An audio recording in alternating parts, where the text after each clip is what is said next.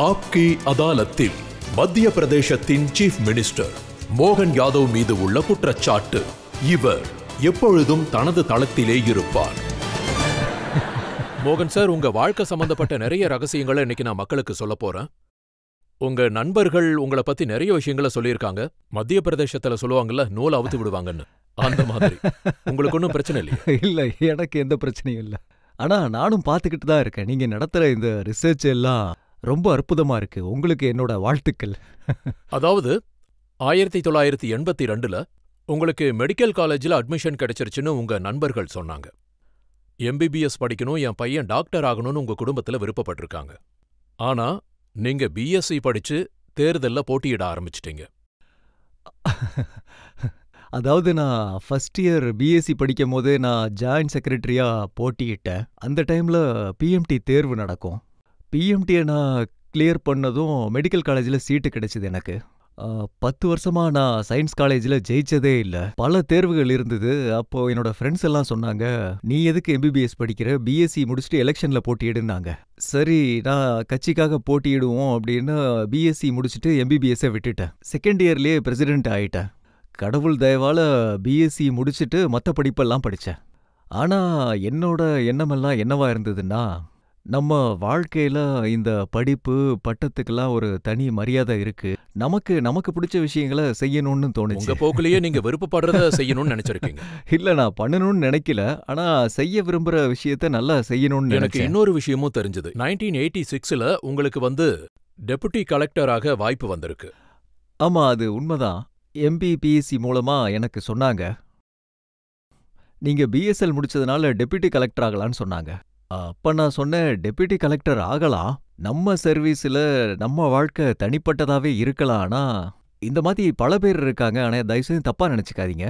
கடந்த காலத்திலயும் இந்த மாதிரி நிறைய உதாரணங்கள் இருக்கு. இப்பவும் நான் முதலமைச்சரா, கல்வி அமைச்சரா இளைஞர்களை கூப்பிட்டு அடுத்து என்ன பண்ண போறீங்கன்னா, ஒருத்தர் கலெக்டர் ஆகணும்னு சொல்லுவாரு, ஒருத்தர் டாக்டர் ஆகணும் பாரு, ஒருத்தர் இன்ஜினியர் ஆகணும் பாரு. ஆனா யாரும் அரசியல்வாதி ஆகணும்னு சொல்ல மாட்டாங்க. ஏன் அரசியல்வாதி ஆகக்கூடாது? அதுலயும் சாதிக்கலாம். நான் அப்படிதான் சொல்லுவேன்.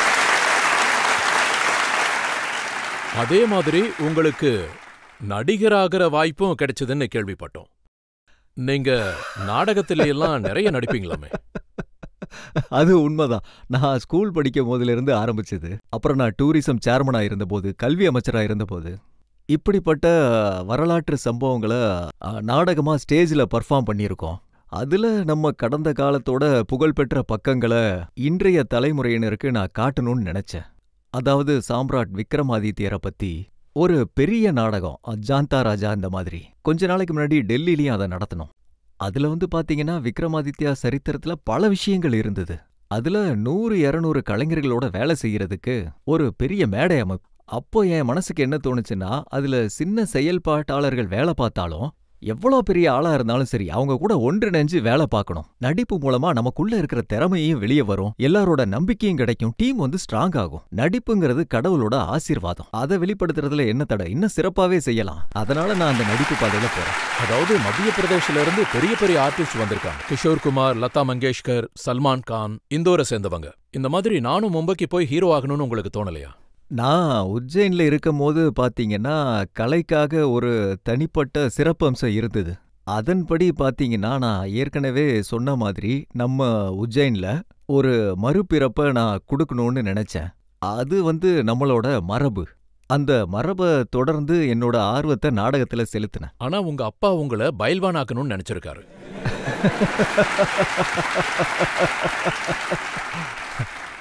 அது உண்மைதான். எங்களோட குடும்பம் யாதவ் குடும்பம்ன்றதால சாப்பாடு தண்ணியில கடவுள் எங்களுக்கு எந்த குறையுமே வைக்கல. பால், நெய், தயிர் எல்லாம் எப்பவுமே இருக்கும். அதனால ஆரம்பத்துல இருந்தே அப்பா எனக்கு 2 விஷயம் வலியுறுத்துவாரு. ஒன்னு, உடம்ப நல்லா வச்சுக்கணும்.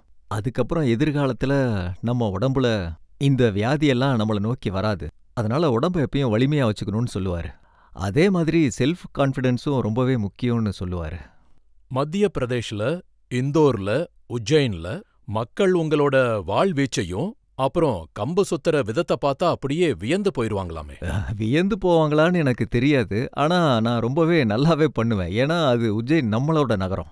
அதனால இந்த வாள்வீச்செல்லாம் நான் நல்லாவே செய்வேன். எனக்கு ரொம்ப பிடிக்கும். அதெல்லாம் நான் விரும்பி செய்வேன். நாம அப்படி பண்றதுனால நம்ம உடல் உறுப்புகள்லாம் ஆக்டிவேட் ஆகும்.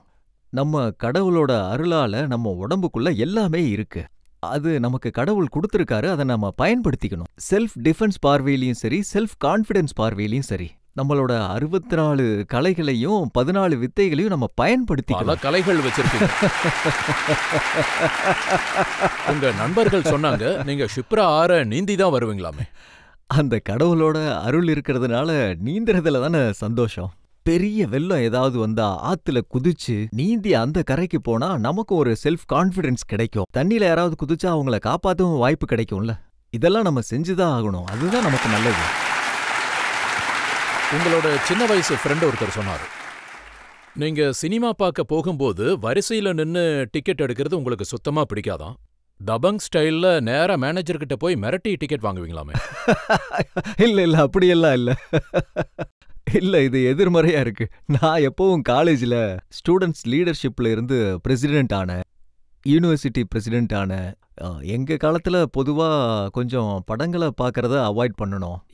ஏன்னா அந்த காலேஜ் டைம்ல சண்டைங்கிறது கொஞ்சம் அதிகமா நடக்கும். அந்த சண்டைக்கு நடுவுல தியேட்டர்ல உட்காந்து முழு படம் பார்க்கறது ஒரு சவாலா இருக்கும். நான் அந்த நேரத்துல எனக்கு தெரிஞ்ச நிறைய பேருக்கு நிறைய சம்பவம் நடந்திருக்கு. ஆனா ஏதாவது ஒரு நல்ல படம் வந்ததுன்னா அதை பார்த்து தான் ஆகணும். அங்க உள்ள மேனேஜர்ஸ் எல்லாம் எனக்கு நண்பர்கள் தான். அவங்க மிரட்டெல்லாம் தேவையில்ல, அன்பா கேட்டாலே போதும். நீங்க வேலைக்கு போக விரும்பல. அது உங்களுக்கு சுயமரியாதையா இருந்தது. அதனால உங்க அப்பா உங்களுக்கு கடை வச்சு கொடுத்தாரு. நீங்க சொல்றத நான் ஒத்துக்கிறேன். அதாவது பாத்தீங்கன்னா கிட்டத்தட்ட நம்ம நாட்டிலேயே இந்த கலாச்சாரம் இருக்கு. நீங்களே யோசிச்சு பாருங்க, மத்திய பிரதேஷ்ல வேலை வாய்ப்பு பாத்தீங்கன்னா 9 கோடி மக்கள், இதுல 10 லட்சம் பேர் தான் வாய்ப்புகள் இருக்கு. நம்ம நாட்டிலேயே எல்லா வகையான பாதுகாப்பு படைகள், சர்வீஸ் பாத்தீங்கன்னா 140 கோடி மக்கள் தொகை கொண்ட நாடு. அதனால நாம செல்ஃப் கான்ஃபிடன்ஸோட இருந்துதான் ஆகணும். நம்ம விவசாயம் பண்ணலாம், கால்நடை வளர்க்கலாம், வியாபாரம் பண்ணலாம், நிறைய பேருக்கு வேலையும் கொடுக்கலாம். எங்க அப்பா இந்த மாதிரி நிறைய பேருக்கு உதவி பண்ணாங்க. அதுக்கப்புறம் உடனே எங்க அப்பா எனக்கு ரெஸ்டாரண்ட் ஓபன் பண்ணி கொடுத்தாரு. நாங்க 3 அண்ணன் தம்பிங்க. அவர் என்கிட்ட கிளியரா சொல்லிட்டாரு, படிப்பு படிக்கிறதா இருந்தா படிச்சுட்டு இந்த கடையை நடத்தி எல்லாரும் செல்ஃப் கான்ஃபிடென்ட்டோட இருங்கன்னாரு. நான் அந்த சந்தோஷத்துல காலையில இருந்து இந்த கடையில பக்கோடா போடுறத யார்கிட்ட கத்துக்கிட்டீங்க?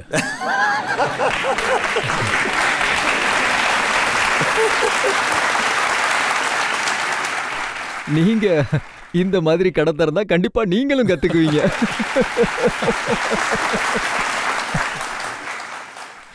நம்ம ஒரு ரெஸ்டாரண்ட் நடத்தினா நமக்கு தெரியும், காலையில இருந்தே நம்ம அதை நடத்தி ஆகணும். சில நேரங்கள்ல சமைக்கிற ஆளு வரலன்னா நமக்கு தெரிஞ்சதை போய் பண்ணணும், இல்லைன்னா கடையை சாத்த வேண்டியது வரும். இப்படி சின்ன சின்னதா நமக்கும் அனுபவங்கள் ஏற்படும். ஆனா அந்த டைம்ல நான் முதலாண்டு ரெஸ்டாரண்ட் நடத்தும் போது எனக்கு அப்போ நல்லாவே தெரியும். ஒரு பக்கம் நான் தேர்தல்ல நிக்கிறேன். உனக்கு எதுவும் கஷ்டமா இருக்கான்னு அப்பா கேட்டாரு. ஏன்னா காலையில இருந்து சாயந்தரம் வரைக்கும் கடையில இருக்கணும், காலேஜுக்கு போகணும், தேர்தல்ல நிக்கிறதுக்கெல்லாம் டைம் எங்க இருந்தது. அப்போ அப்பா கண்டிப்பா நீ படிச்சுதான் ஆகணும், ஒரு பக்கம் கடையை நடத்தணும், ஆனா கடையோட கோணத்தை மாத்திடுறேன், நீ ஹோட்டல் திறந்துரு. ஹோட்டலோட அட்வான்டேஜ் என்னன்னா 11 மணில இருந்து 3 மணி வரை இருக்கும், அப்புறம் 7 மணில இருந்து 10 மணி வரை. ஆனா கடை கண்டிப்பா இருக்கணும்னு சொன்னாரு. அப்ப நான் பிஎஸ்சி முடிச்சுட்டு எனக்கு இன்னும் கொஞ்சம் டைம் தேவைப்பட்டது. வித்யார்த்தி பரிஷத்துல ஆல் இண்டியா ஸ்டேட் லெவல்ல வேலை பார்த்துக்கிட்டு இருந்தேன். அப்பா சொன்னாங்க, நீ என்ன வேலை வேணாலும் பாரு, ஆனா வியாபாரத்தை விட்டுறாத. அப்பா எனக்கு சொன்னது எனக்கு இன்னைக்கும் பயன்படுது.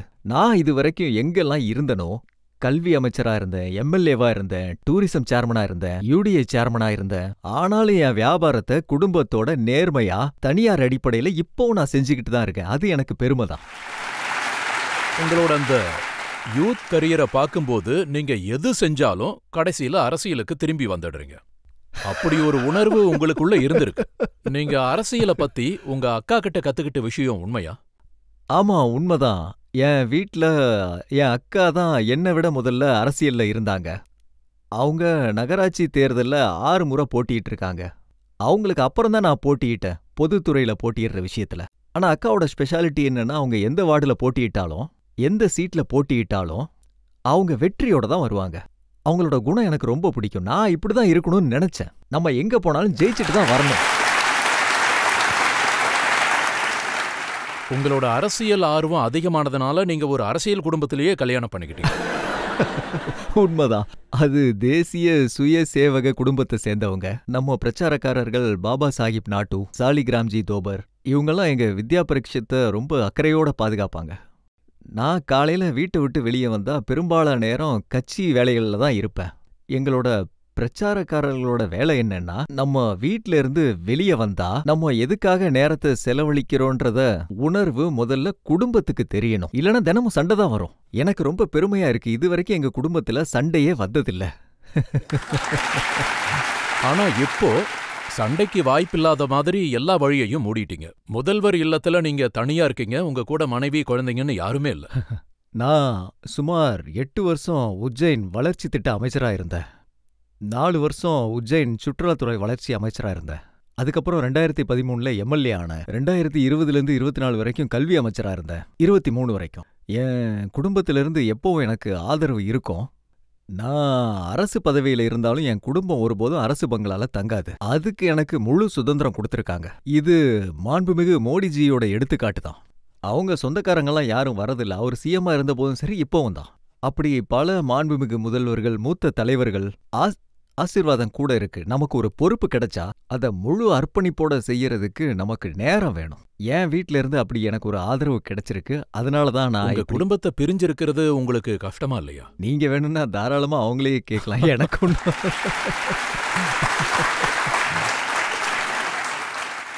நான் உங்களோட டிகிரிஸ் எல்லாம் பார்த்தேன். Law certificate, BA certificate, doctorate certificate. அதாவது மக்கள் என்ன கேக்குறாங்கன்னா, இவர் அரசியலுக்கு வரணும்னு இருந்தா, தலைவராவோ முதல்வராவோ ஆகணும்னு இருந்தா எதுக்கு இவ்வளவு படிக்கணும்னு கேக்குறாங்க. அப்போ படிச்சவங்க அரசியலுக்கு வரக்கூடாதா?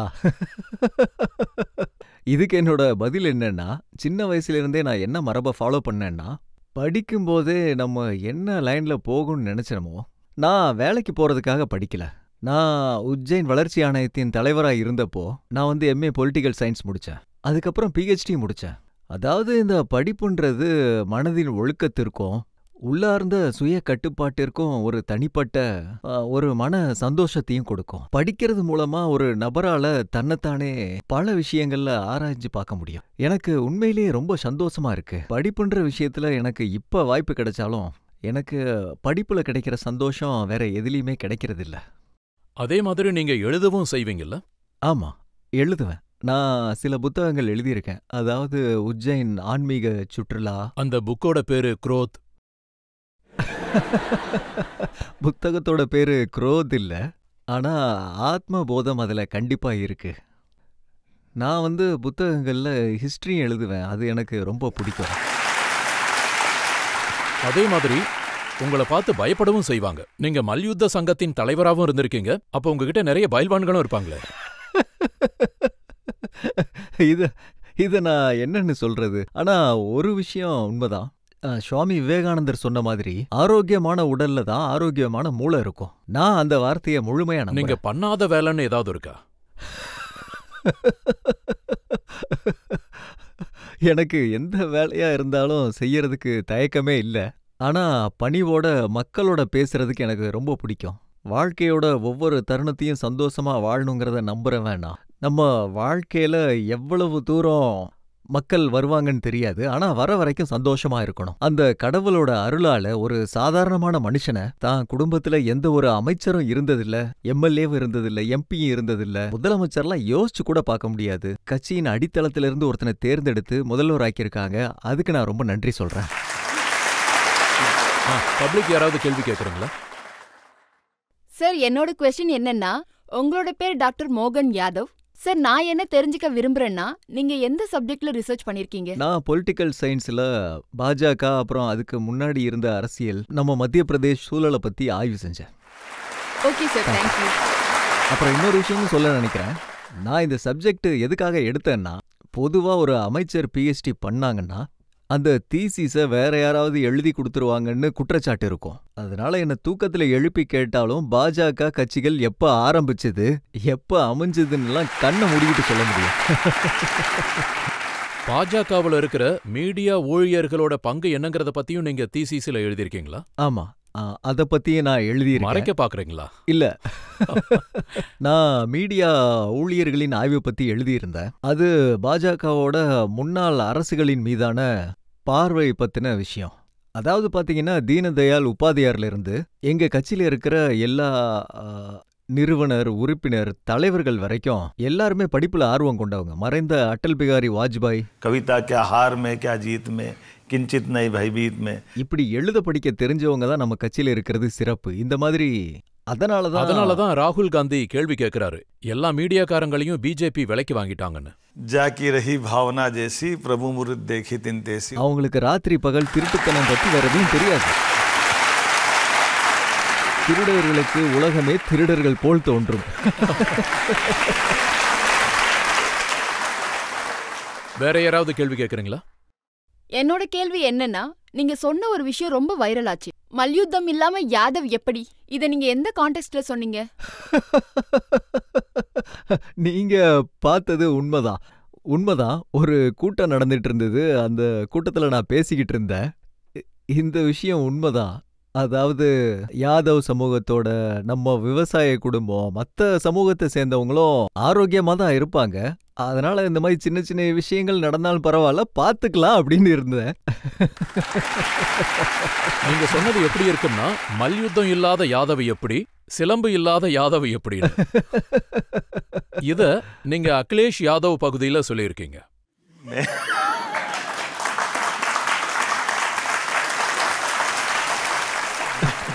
நான் லக்னோல பேசிக்கிட்டு இருந்தேன். எனக்கு தெரியும், லக்னோ உத்தரப்பிரதேசத்தோட தலைநகரம். என் கூட்டத்துல அந்த விஷயம் நடந்தது. சில நேரங்கள்ல இதெல்லாம் நடக்கிறது சகஜம்தான். ஸோ இதெல்லாம் மறைக்கப்பட்ட விஷயம் இல்லை. அதாவது வலிமையானவங்க, திறமையானவங்க, ஆரோக்கியமானவங்க, இவங்கெல்லாம் குறிப்பாக அரசியலுக்குள்ள வந்தா சில விஷயங்கள் இப்படி தான் இருக்கும். அது எனக்கு பெருமை தான். யாதவர்கள் எல்லாத்தையும் சமாளிச்சிருவாங்க, கவலைப்பட தேவையில்லைன்னு சொன்னேன். இன்னொரு கேள்வி யாராவது கேட்கலாம்? சார், நீங்கள் ஒரு தடவை லோக்சபா தேர்தலுக்கு ஆசாம் கட்டுக்கு வந்திருந்தீங்க.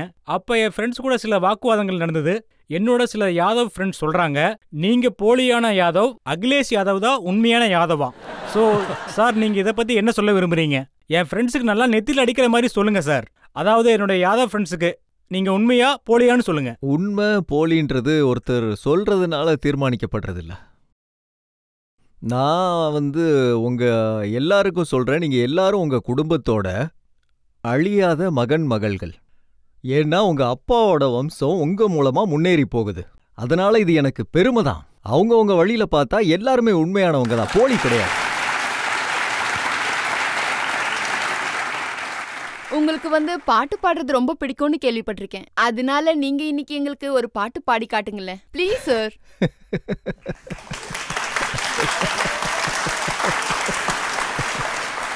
நீங்க மல்டி டேலண்ட் ஆனவர்னு ஒவ்வொன்னா வெளியே வருது. சில ரகசியங்கள் என்கிட்டயும் சிலது பப்ளிக்கிட்டையும் இருக்கு. அதாவது பாட்டு காலேஜ் டைம்ல இருந்தப்ப வேற, இப்ப நான் ஒரு அரசியல்வாதி.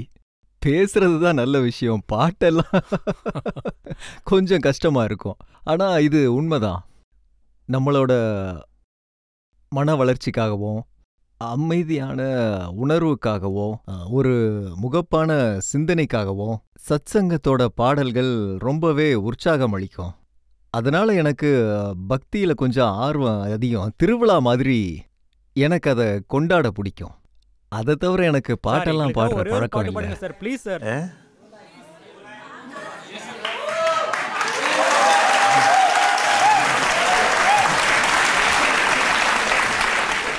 बड़ी देर भई नंद लाला, तेरी राह तके ब्रज बाला. ओ बड़ी देर भई नंद लाला, तेरी राह तके ब्रज बाला. बाल बाल एक एक से पूछे, कहाँ है मुरली वाला रे. बड़ी देर भई नंद लाला, तेरी राह तके ब्रज बाला.